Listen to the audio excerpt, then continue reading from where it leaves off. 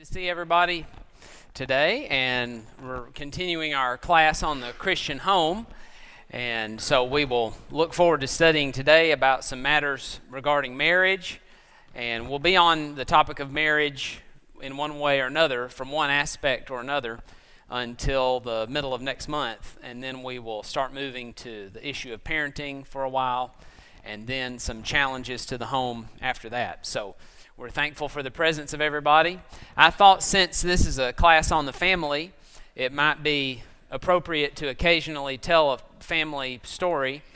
And I tell stories about my family just because I know it better than others, not because there's anything unique about mine, but my daughter is a planner. She likes to plan every step of what's going to happen next, even on stuff where you wouldn't think that a 2-year-old might care about that. It's just she has to figure out what's going to happen. So yesterday, I was getting ready to sell a microwave. It's gone now, but we had an old microwave, newish microwave, but one that we didn't need anymore, that was in the garage collecting dust. And so I'm trying to get rid of Becca's mainly trying to get rid of some things that are collecting dust, and I'm trying to do with them what I'm supposed to.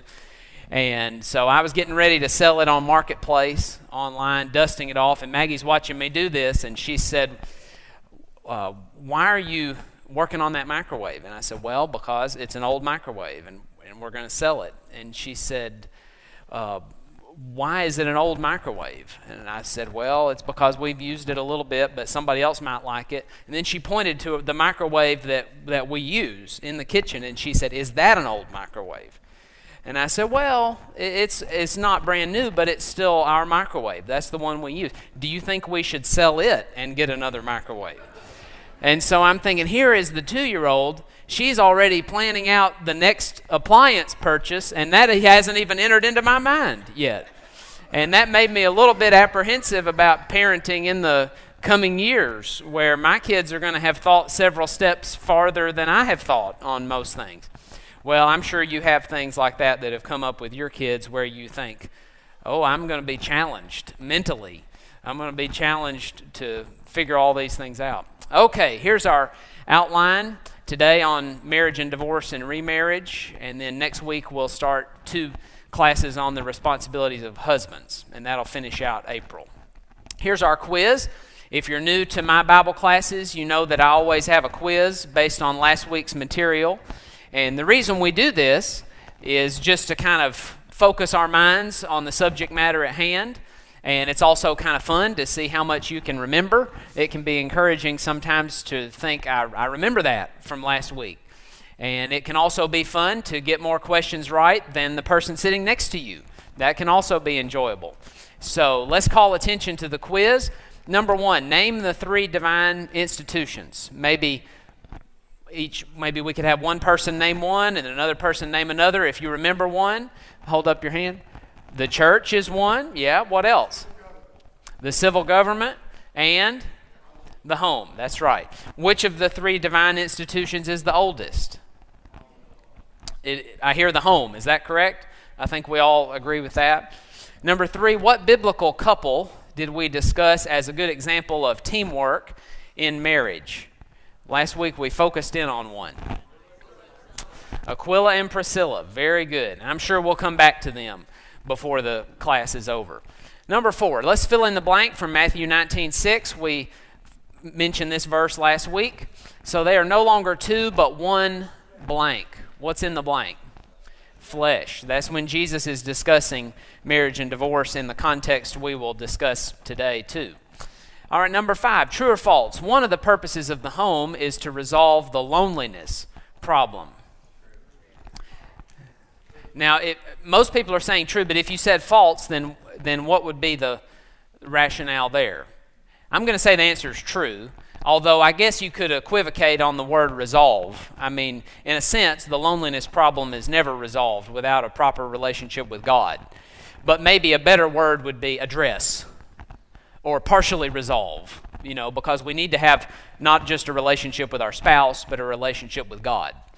But if you still think it's false after I made that clarification, then explain why you might think it's false. Maybe there's something I haven't considered. I'm basing that verse on Genesis 2, where God says it is not good for man to be what? For man to be alone. So when I say loneliness, that's what I'm talking about. He's better in company than he is alone altogether, all things being equal. Of course, that doesn't mean it's good for him to marry someone who doesn't have a right to be married. But all things being equal, God designed the marriage relationship as a benefit to both parties, not something that would be harmful. So as the Proverbs writer says, a man who finds a wife finds a good thing. It's beneficial. And some religions have seen fit to err and go away from God's word on this issue by saying that celibacy is a more holy state. But that's just not the way the Bible characterizes marriage.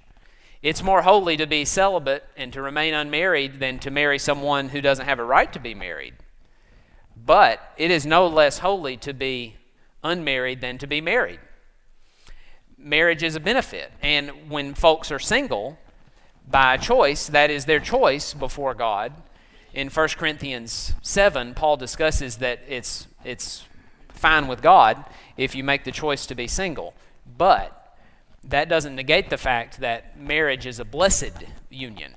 Hebrews 13:4 says marriage is honorable in all, and the bed undefiled. So it's better for a person, generally speaking, to be married than to be unmarried. And someone might say, well, what about Paul saying that he wished that all people could remain as he was in 1 Corinthians 7? Yes, but when we study that context, as we may well do in another session, he's talking about a present distress, verse 21 and following, where evidently there was some persecution that made it where the obligations of marriage would be highly difficult for a man to perform in terms of providing for his family. And it would add a burden of stress that would be difficult during a time of persecution. However, having said that, in the same chapter, Paul says it's better to be married than to burn with passion. So he's saying if you just find it difficult to be apart from this person, go ahead and marry. It's not wrong to be married. He's saying it's a practicable issue. It's a matter of pragmatics in this particular case to be married to someone because you're taking on a lot of obligation in a very difficult time. He's not saying, for example, as our Catholic friends have done, have a priesthood where it's outlawed to be married. In fact, Paul addresses in 1 Timothy 4 that there would be some who err from the faith who teach that it's wrong to get married. He says that's an error. You should not teach that it's a sin for certain Christians to be married, unless in marrying they would violate Matthew 19:9, as we're going to discuss today. Okay. I was going to say, also in that same passage which you spoke about in 1 Corinthians, was it 7, I believe it was, where he talks about the present distress, and he says, it would be better, for them to remain unmarried. But right. He also mentions, he goes the extra step to mention that it is not a commandment of the Lord. Because he didn't want people to think, well, this is the commandment of the Lord, that, hey, you need to remain unmarried. Right. Well, concerning the present distress, because of the present distress, not because of the other situations and stuff like that, the burning with passion and stuff like that, but he... Right. I'm not going to take the time to go in that because we have so much material to cover, other than just to say this. When Paul says that something was not given by the Lord, what he's talking about is something that the Lord didn't verbally say. That this is not something Jesus said while he was on earth, but it's something that he has apostolic authority to teach nonetheless. And Paul, even in 1 Corinthians 7, stresses his apostolic authority to give commands. So he's not taking any weight away from what he says. He's saying this is something that the Lord didn't teach while he was on earth, but it's something that nevertheless is part of the whole counsel of God. But that's a good point in that it was something that was not binding on Christians, that they had to remain single or get married, either one. Okay, why is it critical to study the issue that's before us today? Marriage and divorce and remarriage.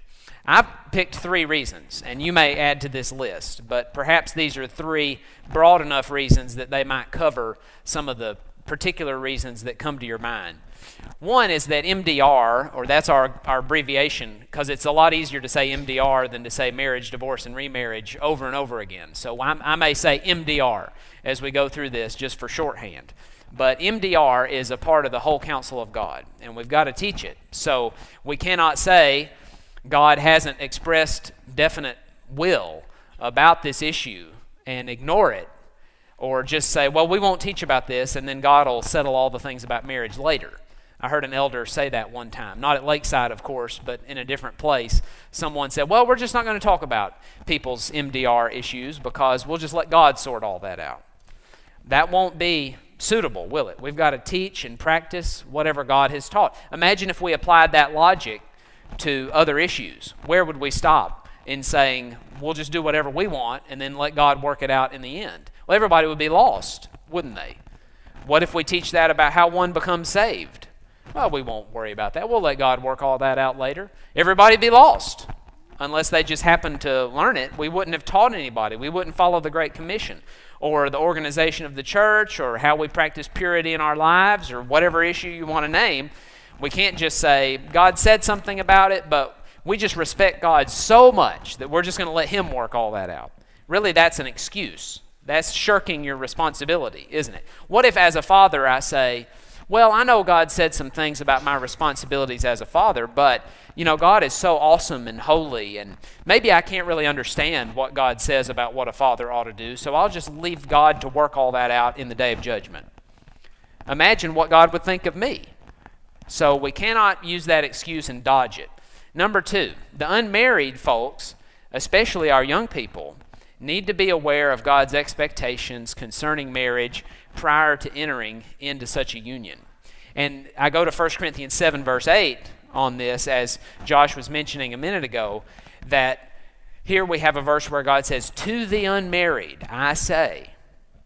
And what Paul was going to express is some practical information about here's why you might want to give careful consideration before you get married at such a time as this, during this present distress.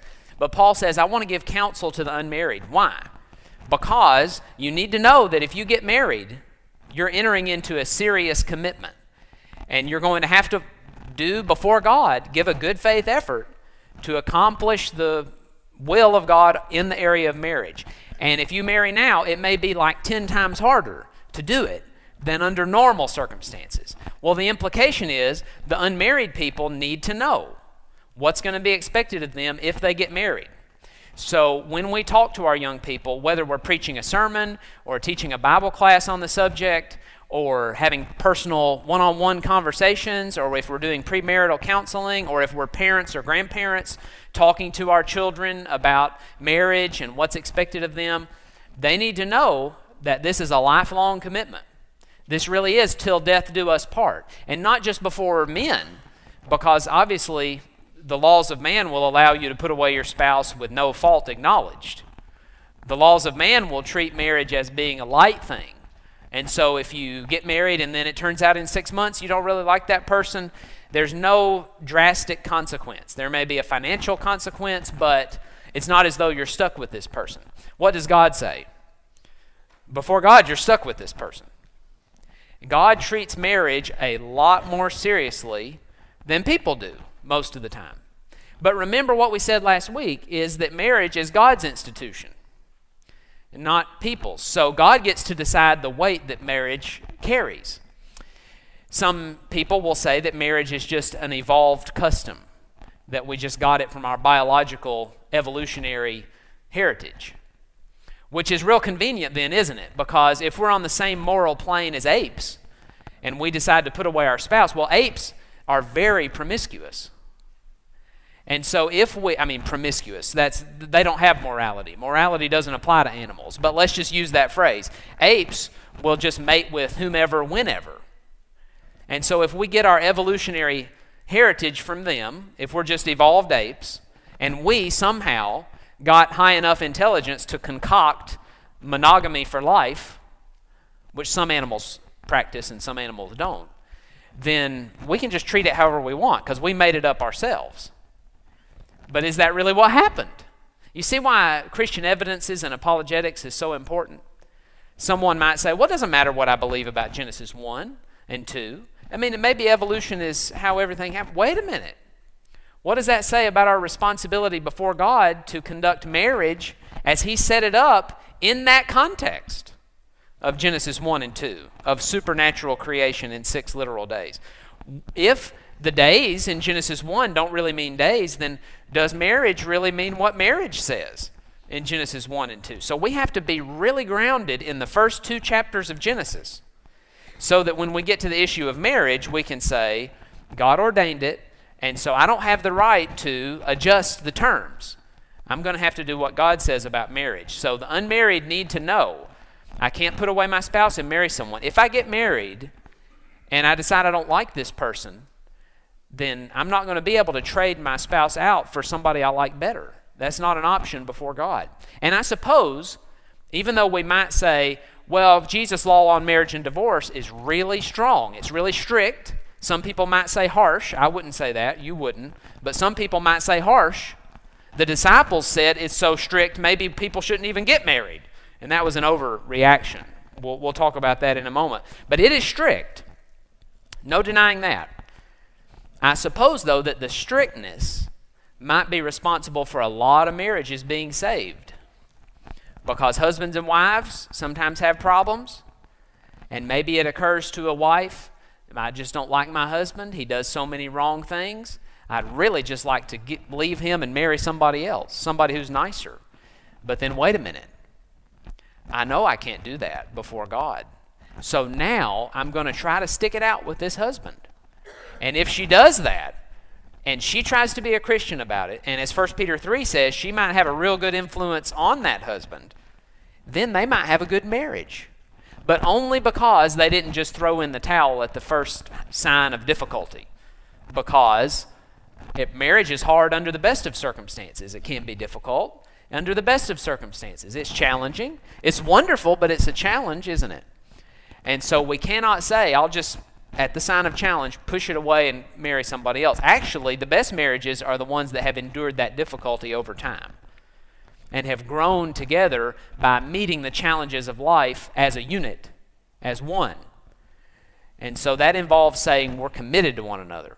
And divorce is not an option. Getting somebody else is not an option.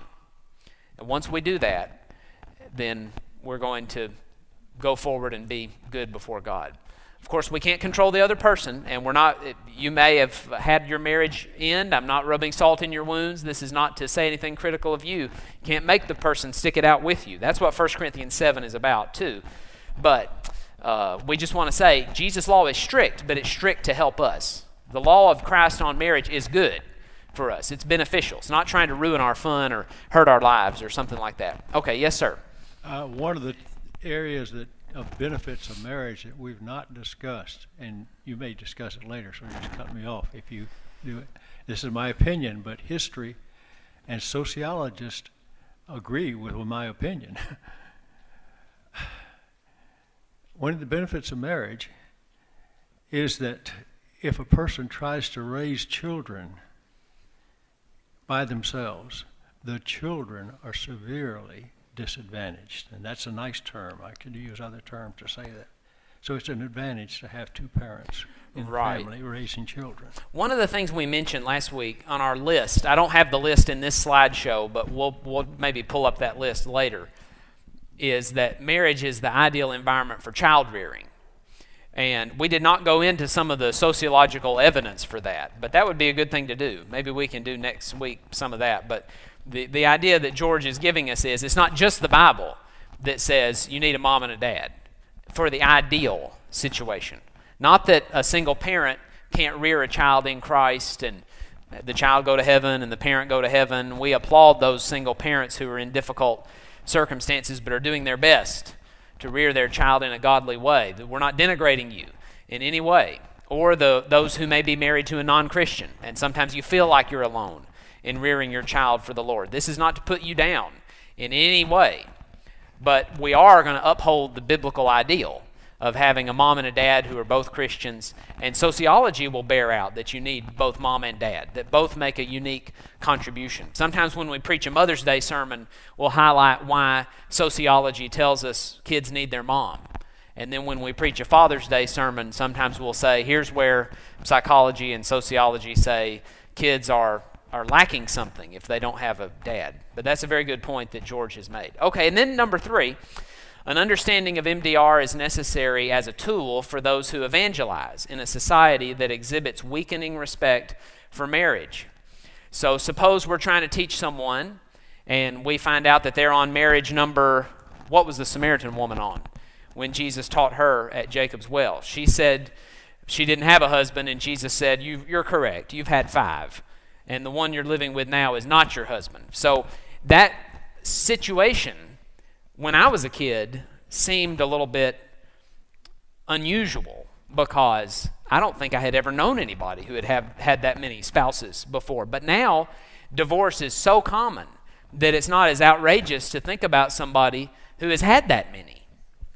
Okay, so that just illustrates when we evangelize, we have to be ready with the answers about marriage and divorce and remarriage, don't we? We have to say, I'm going to tell you what Matthew 19:9 says. This is not my will. This is not what my church teaches. We do teach this, but it's not the truth because we teach it.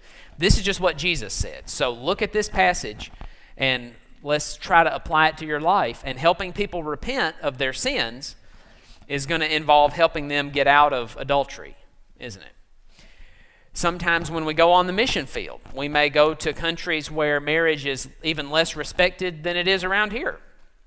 And then it can be very challenging. But we need to know how to help people repent. When we look at their basic life circumstances, we need to tell them ahead of time, we want you to become a Christian, but let us tell you what that's going to involve, what repenting may mean. There are some things that are obvious about Christianity where if somebody's thinking about becoming a Christian, they know they're going to have to change when they repent, like they're going to have to start attending the services of the church, whereas they didn't before. They're going to have to stop drinking. They're going to have to stop swearing. They're going to have to stop stealing. They're going to have to stop abusing other people. Go on down the line. People may realize that Jesus wouldn't do those kinds of things. So Christians, because they've been around Christians, they know Christians don't act that way. So if I become a Christian, I'm going to have to stop doing that. But they may not know one of the most drastic changes in their life might be a change in their family situation, because of Jesus' law on marriage and divorce. What does that mean for me or you as somebody who evangelizes? It's only fair to follow the golden rule and let them know about that. And one time, I'll tell you a quick story, and then Mr. Jim will clarify. But you know, I've learned, I've been a young preacher for a while now, and I learned a lesson the hard way one time. I don't know if I've told this story before, stop me, but I was talking to some folks I didn't know who had come by the office and wanted to learn about Jesus and obeying the gospel, and we went through some passages, and they had been to some services before. I was so excited. We're about to baptize this couple. We're on our way down to the baptistry. They knew what they were doing, baptism for the remission of sins, and somehow I had just not talked to them about their marriage situation. And I think we had them changed into the baptismal garments before they said something about a previous marriage. And I'm a young preacher now, and I should have asked this. So I've learned, I'm going to ask it now. But we had a conversation, and I said, I'm sorry we didn't talk about this before, but this is Jesus' law on marriage and divorce and remarriage. An inopportune time, to be sure. And I really was sorry. I had to apologize that I had let things go this far before I told them something so profoundly impactful for their lives. I should have told them. But they walked out because they weren't going to make that change. But it's fair to tell people, isn't it? I never saw them again. I was so sad. It's fair to tell people this is Jesus' law. Okay, Brother Jim. When I was a missionary in Cameroon, West Africa, we would go down a dirt road, and every village on that road we would stop and preach. So I was the last one to be let out of the Land Rover, And then they picked me up and brought me back to the next village. Well, they had a big commotion going on there, and the local missionary said, Jim, I need your help. And take this man and talk to him. He's a polygamist, and let him know God's law concerning marriage. So I asked him, and by the way, I commend you for what you did. Even though you were a young preacher, you knew enough to stop that and to counsel people. So I was counseling this man. I said, what is your marital situation? He says, I had 15 wives. Mm-hmm. 15 wives. Well, you're going to have to go back to the very first one you married and put away these other wives, but you must support them because you have children by them and you have a responsibility, even though you have to stop living with those 14. You got to go back to the first one you married. He said, I don't know which one it is. I inherited all these women from my father. Whoa. Difficult customs to handle. I said, you don't remember which one is the first one? He said, no. Wow. Well, I've been accused of having a poor memory, but not that bad. Not that bad. Okay. Now, let's go on to, that's interesting. Okay. Let's look at Matthew 19:9, and we're going to notice 9 truths. But I think what you told him was the right thing, that he needed to follow the golden rule and maybe do some legal research and figure out which one was the right wife to remain with. Okay, we're going to look at the context. Let's read a few verses leading up to it, and then we'll notice some principles here. Let's read verses 3 through 10. Some Pharisees came to Jesus, testing him and asking, is it lawful for a man to divorce his wife for any reason at all? And he answered and said, have you not read that he who created them from the beginning made them male and female, and said, for this reason shall a man shall leave his father and mother and be joined to his wife, and the two shall become one flesh? We quoted that verse last week. We studied that from Genesis 2 last week. So they are no longer two, but one flesh. What therefore God has joined together, let no man separate. They said to him, why then did Moses command her to give a certificate of divorce and send her away?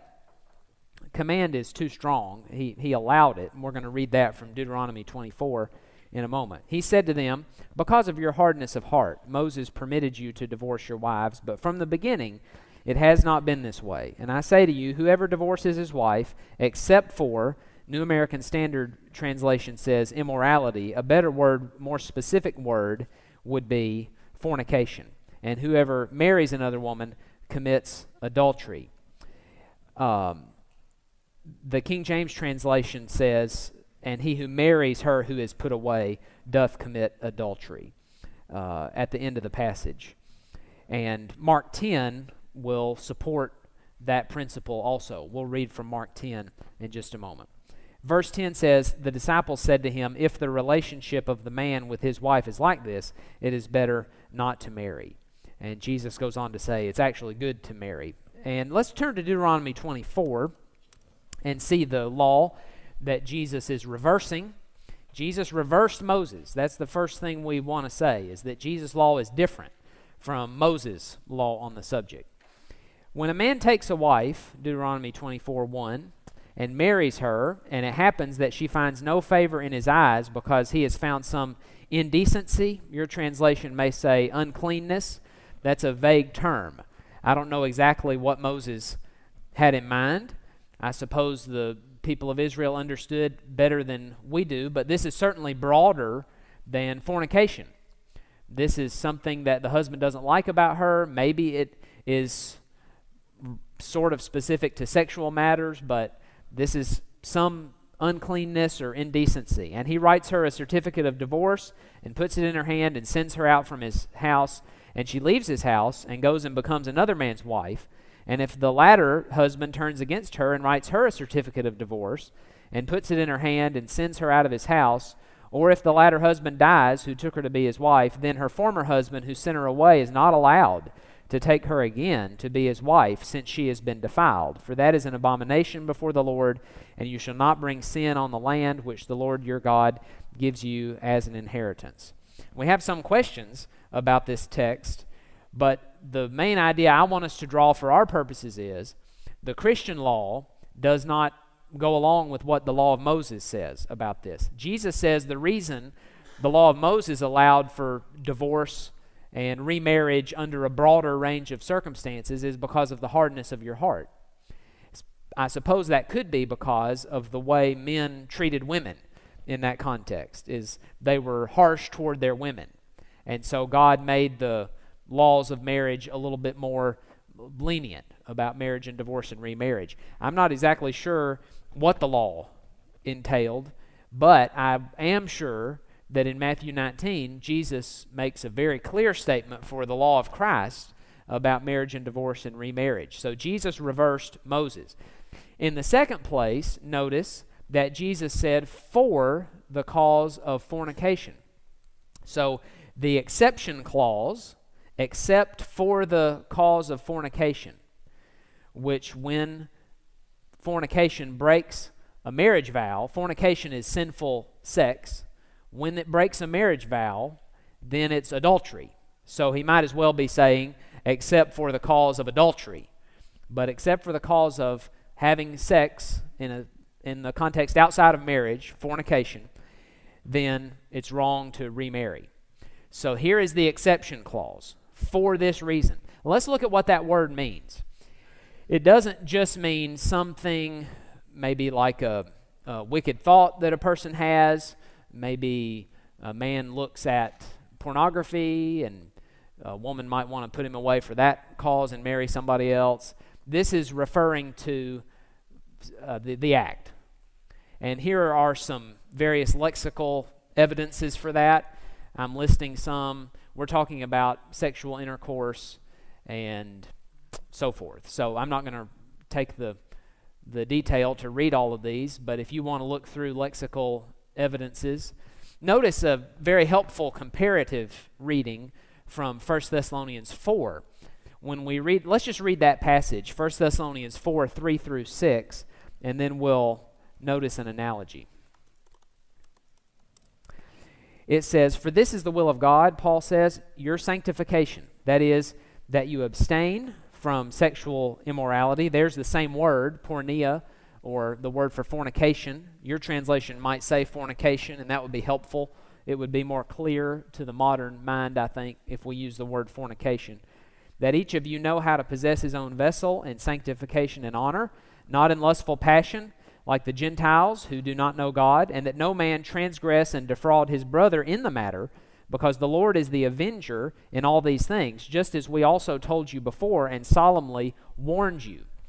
So notice, here's a case where porneia, or fornication, is clearly said to involve defrauding another person, taking something from somebody else.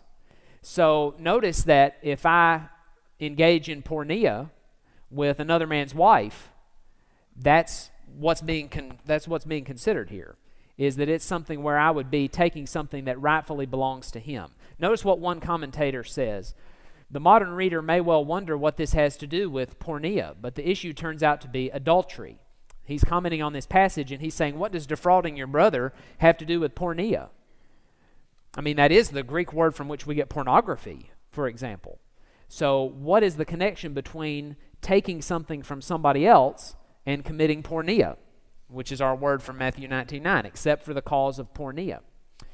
Well, one man's overreaching another by taking what is rightfully his wife. What Paul then goes on to call uncleanness in this case is not a simple violation of the purity code, but the property offense wrought against a brother. Okay, so it's not just I did something impure, it's that I took something that belonged to somebody else. And that really clarifies for us the meaning of fornication in Matthew 19:9. It's a very specific thing. I mean, a person could say, okay, there are all kinds of things I don't like about my spouse. Maybe my spouse has done all sorts of things that I think, I saw him looking at another woman the other day. And so I think I'd like to put him away and marry somebody else. Wait a minute. That the verse is more specific than that, isn't it? It's talking about fornication. It's a real exception. We've got to grant people that exception. We hear somebody's remarried for the cause of fornication, and we say, assuming that's what really happened, then that's God bless him. Now, Jesus does offer that exception, but it's a narrow exception, isn't it? It's just for that cause. Okay. Did I see a hand go up? Right. I like what my commentary says here. It says that the fornication effectively destroys the one flesh union of marriage. Right. The comment in her study Bible was that you heard that it destroys, fornication destroys the one flesh. Well, I don't know if I would phrase it that way, because the marriage can certainly go on, and they can continue to be one flesh. It's not required that we put away our spouse and marry somebody else. So I don't know if I would say destroys, but it can. It can. Right. Right. It provides that real exception. So certainly that's true. Okay, now number 3, notice not everyone is a candidate for marriage. That comes out of this passage in Matthew 19:9 as well. Remember, all these truths on this list are from Matthew 19:9. Jesus says, whoever in the world. Notice that's not just Christians, that's non-Christians, not just Gentiles, it's Jews, it's everybody. Whoever puts away his wife and marries another commits adultery. That's the rule. Now, it has an exception, but that's the rule. Whoever puts away his wife, marries another, that's adultery. That's fornication. And that teaches that not everyone's a candidate for marriage. Am I a candidate for marriage? Me, Caleb, personally? No. What if I were to divorce my wife? Would I then be a candidate for marriage? Well, the state might say that I am. But before God, am I a proper candidate for marriage? No. Unless I put away my spouse for fornication.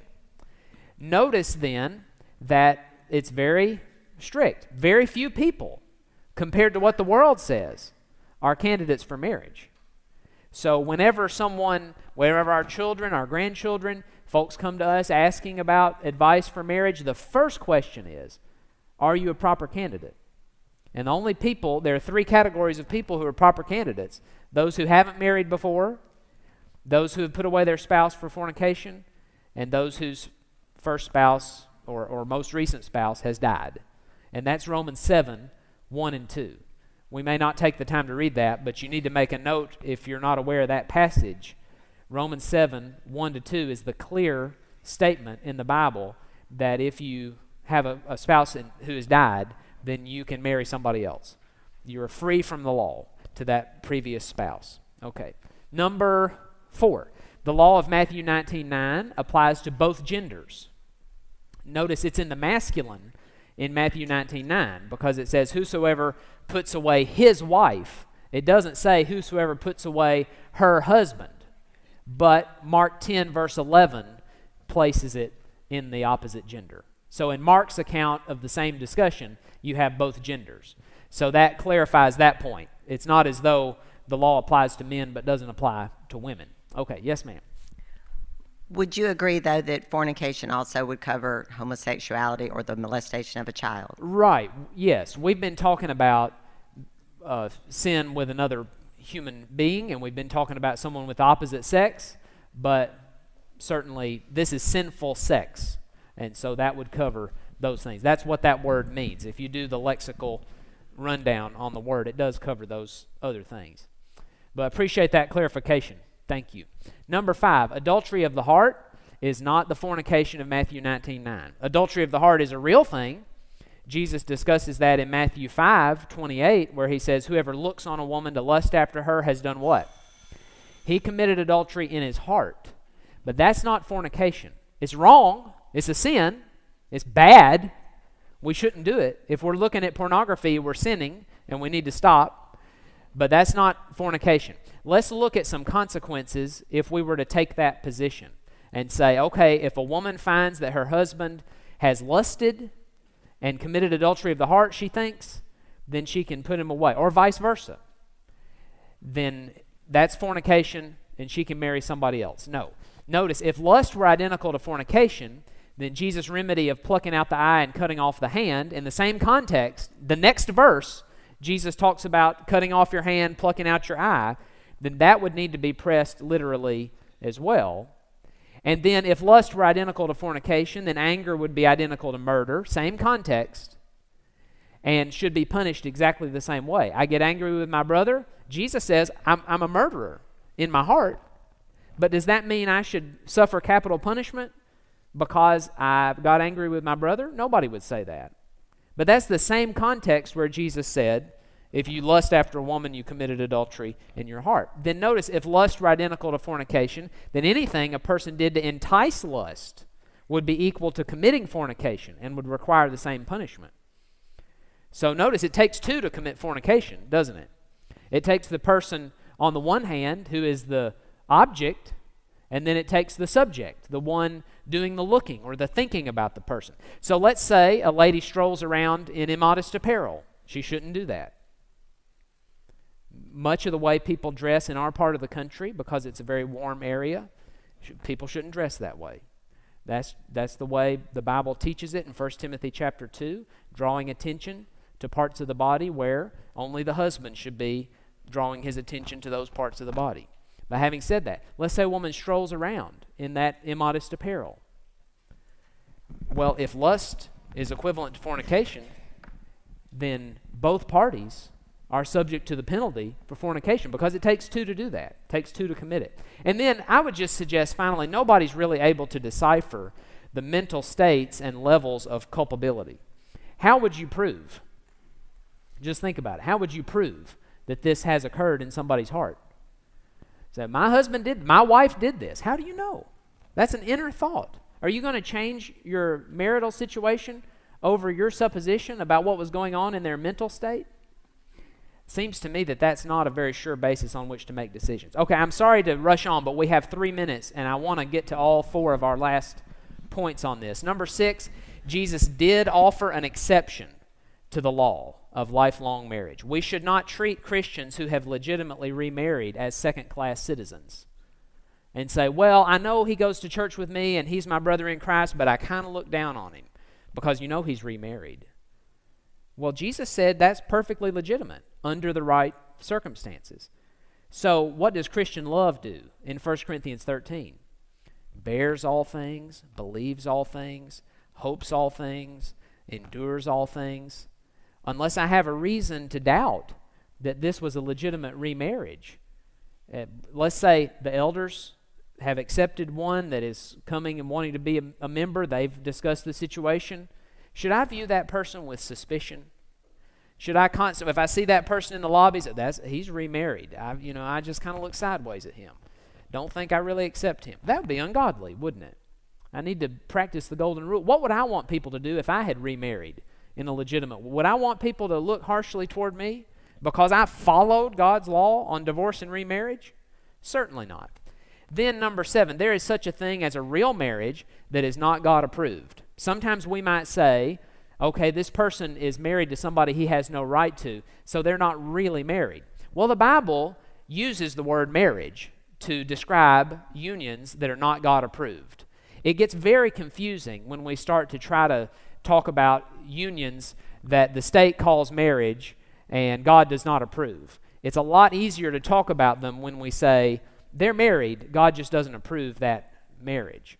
Because here in our text, remember what Jesus said. If he marries another, he commits adultery. You can be in a marriage that is adultery, represents the committing of adultery. That's a biblical usage. So I would rather avoid trying to say, well, God never married them, so they're not married in any sense. Well, the Bible says they're married, God just doesn't approve it. That's a biblical way to describe the situation. Number 8, a person can live in adultery and fornication. Colossians 3:5 says you Christians in Colossae, you used to live in fornication. That's very important because somebody who is living in an adulterous marriage is participating in a sinful lifestyle. They're living in it. And so the sin is not merely marrying somebody to whom you have no right, but continuing in that. You know why that's important?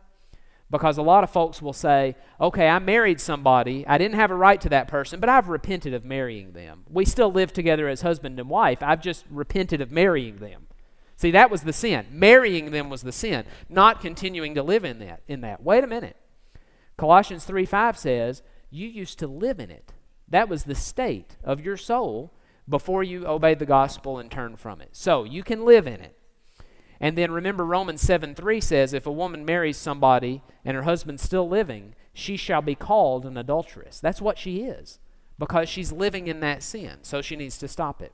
Number 9, Paul did not contradict Jesus in 1 Corinthians 7:15 and 16. This is sometimes called the Pauline privilege, or a case where Paul gives somebody an extra excuse for putting away spouse and remarrying. We just don't have time to talk about it. So, can I just say next week, well, let's see, I'll be away next week. Brother Darren's going to be filling in. He can talk about the Pauline privilege if he wants to, and I can take it back up the week after that when I get back. So one way or another, we'll talk about 1 Corinthians 7:15 and 16. That is the alleged case where a lady can remarry if her husband deserts her or just doesn't treat her right for some other reason, that she's not under bondage to him anymore. But that's not a contradiction of Matthew 19:9. We'll talk about why that's not the case next time or the time after that. Okay, thank you very much.